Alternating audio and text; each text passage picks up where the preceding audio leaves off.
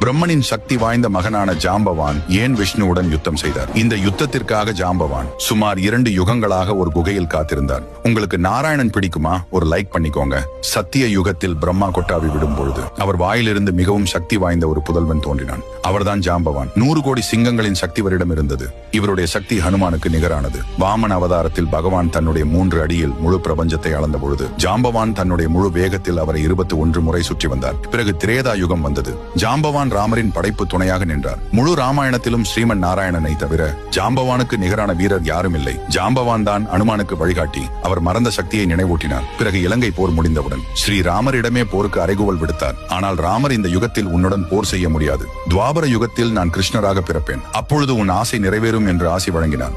ஜாம்பவான் இந்த யுத்தத்திற்காக ஒரு குகையில் காத்திருந்தார். காலச்சக்கரம் சுழன்று துவாபர யுகம் வந்தது. ஒரு நாள் கிருஷ்ணர் சுயம் தகமணியை தேடி காட்டில் இருக்கும் ஒரு குகைக்குள் வந்தார். அங்கு அவர் ஜாம்பவானின் மகள் அந்த அதிசய மணியுடன் விளையாடிக் கொண்டிருப்பதை கண்டார். கிருஷ்ணர் அந்த மணியை எடுக்க முயன்றதும் ஜாம்பவான் கிருஷ்ணரை போருக்கு அழைத்தார். பிறகு பிரபஞ்சத்தின் கொடூர யுத்தம் தொடங்கியது. சுமார் 28 நாட்கள் இந்த போர் நடந்தது. 28வது நாள் ஜாம்பவான் உடல் முழுக்க வேர்த்து மிகவும் சோர்வடைந்தார். அப்பொழுதுதான் அவருக்கு புரிந்தது, மொத்த பிரபஞ்சத்திலும் நாராயணனை தவிர வேறு யாராலும் தன்னை வீழ்த்த முடியாது என்று. தன் தவறை கிருஷ்ணரிடம் கூறி தான் மகளை கிருஷ்ணருக்கு மனம் முடித்து வைத்தார். நமோ நாராயணா என்று கமெண்ட் செய்யுங்கள்.